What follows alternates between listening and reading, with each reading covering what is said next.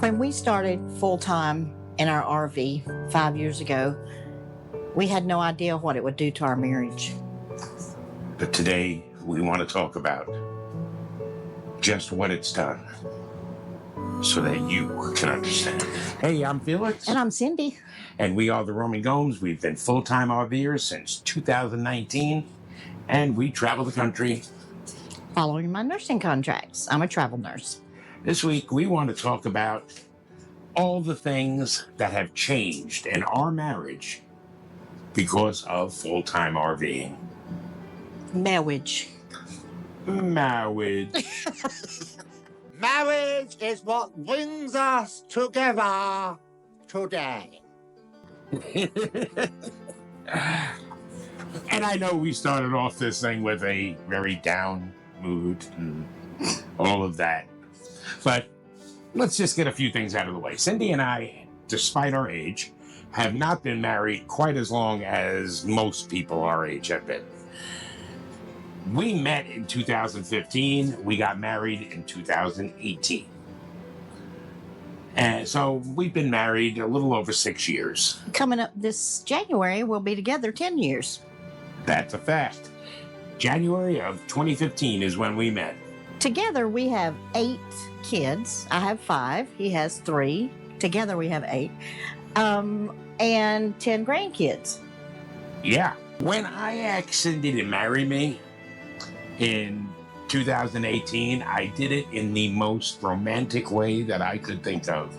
We were sitting on the couch in our living room, packing our sticks and bricks, and I turned to her and I said, "So, want to get married?"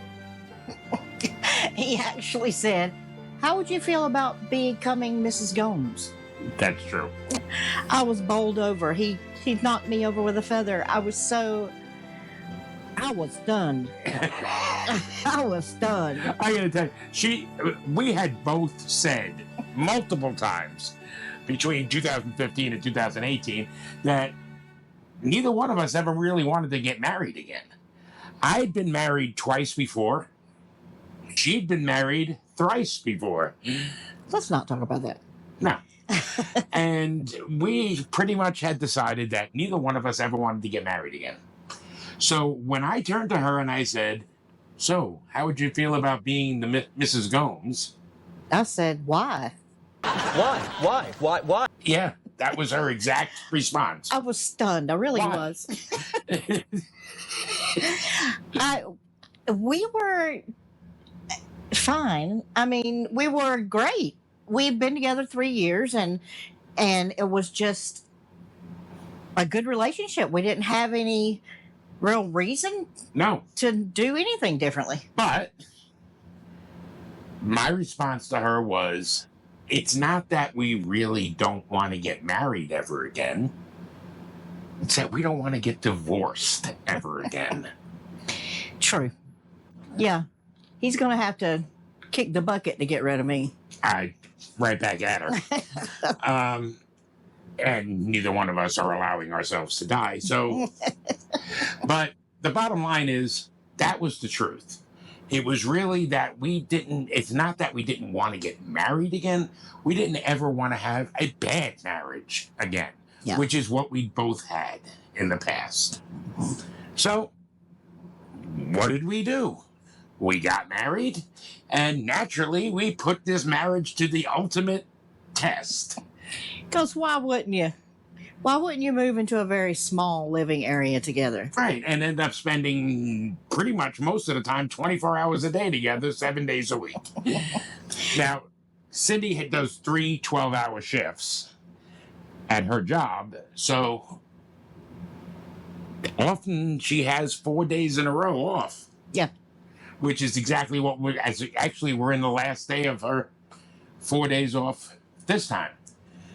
And when those 4 days off come, we're pretty much together 24 hours a day.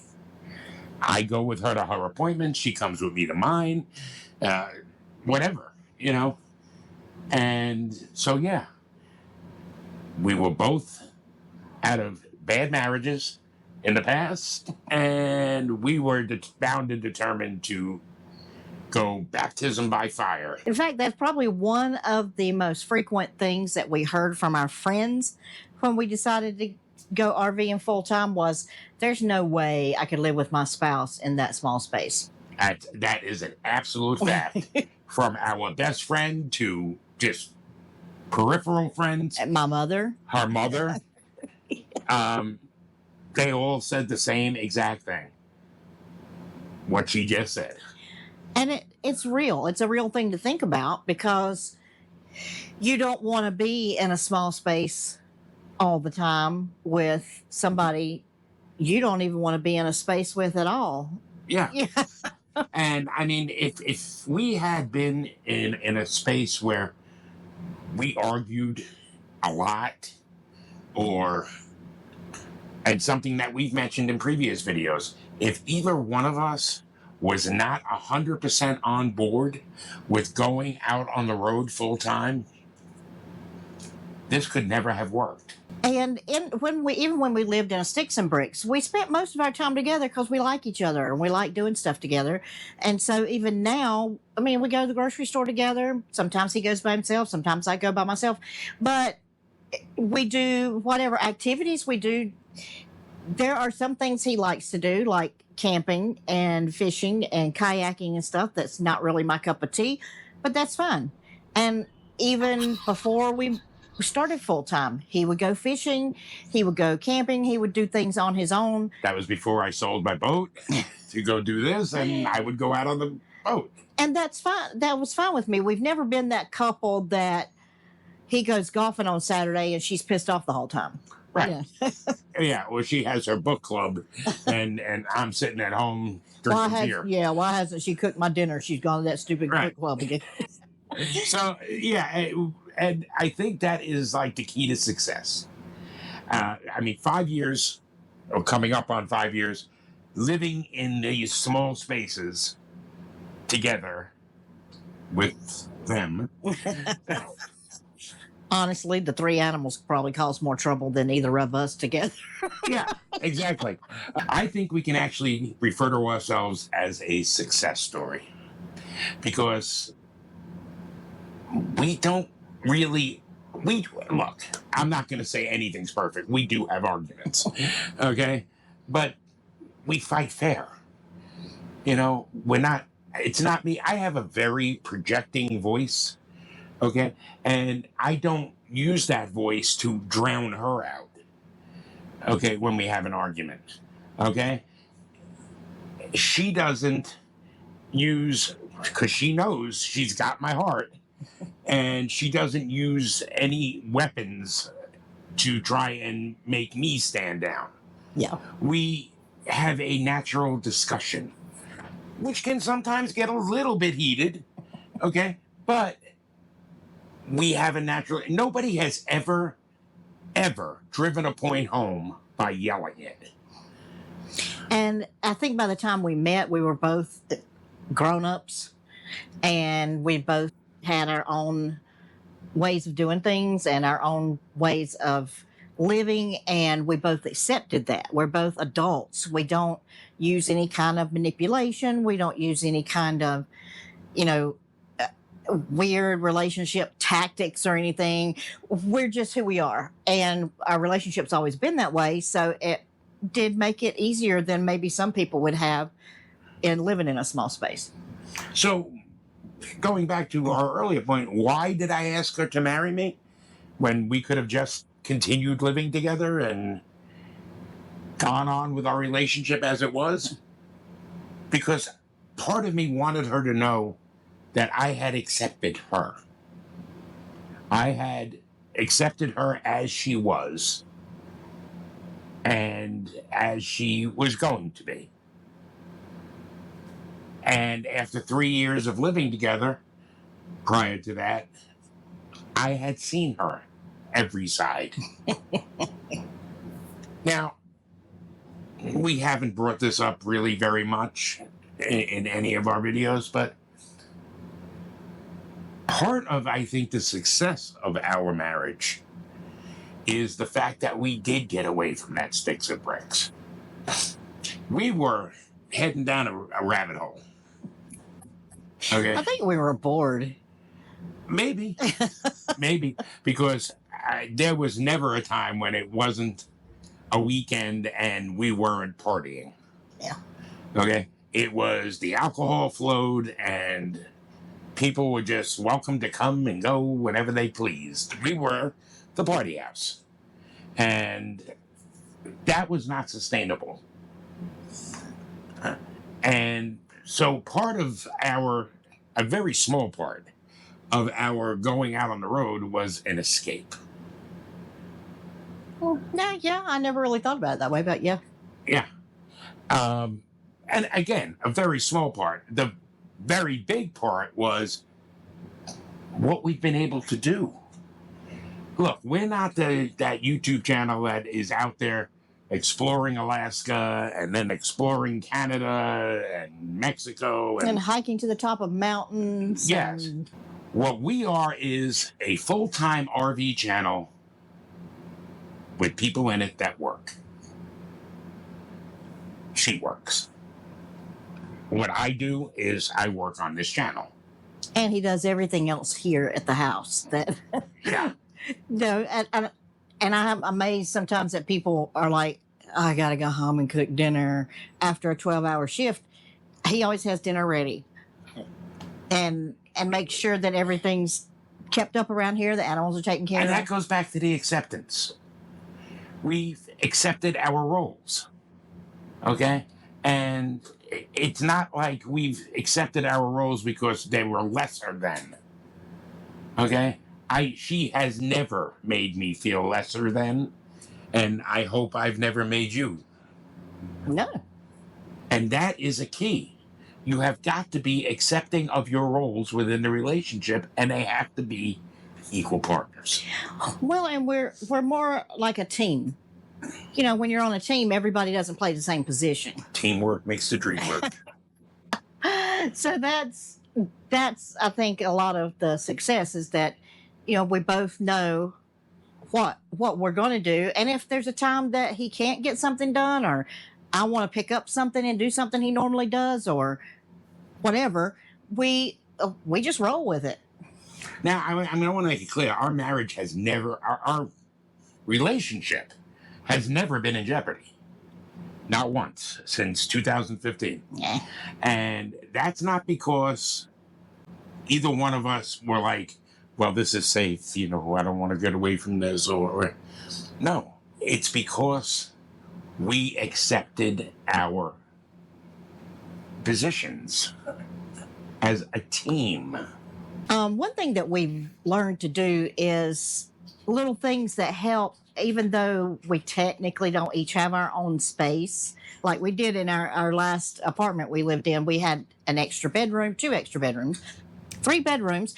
One of them was his man cave, and one of them was my She shed. No, I find the term she shed offensive. my space. And that was really nice because I was able to put my crafts and hobby things in there, and he was able to do a lot of his things that he did in his room, and it worked out really well. And I kind of wondered how much that was going to be an issue when we started in the smaller space, but we've been able to make some adjustments. Like we both have headphones, so if he wants to watch something on television that I don't particularly want to watch, I can put I've got noise canceling headphones. I can put those on and watch something I want to watch on my phone. Or I can go in another room and read a book or whatever. It's not like we're constantly doing every single thing together. Yeah, we're not in this position at all times. You know, it's a matter of respect is really what it is. Yeah. It's we respect each other's space. Okay? If she turned to me at any point, and she knows she can turn to me at any point and say, I need some alone time. Okay? I know that she's either going to figure something out to go out and do, or I'm going to figure something out to get out of here. And vice versa. And that's just a matter of respect.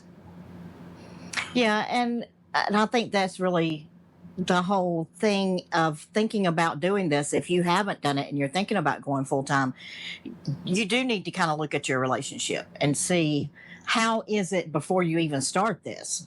Because if things are kind of rocky already, putting it all in a small space is not going to make it better. Exactly. And I think that is a big reason why we were both so willing to do this, because we already had a 4-year sampling of what our lives were like.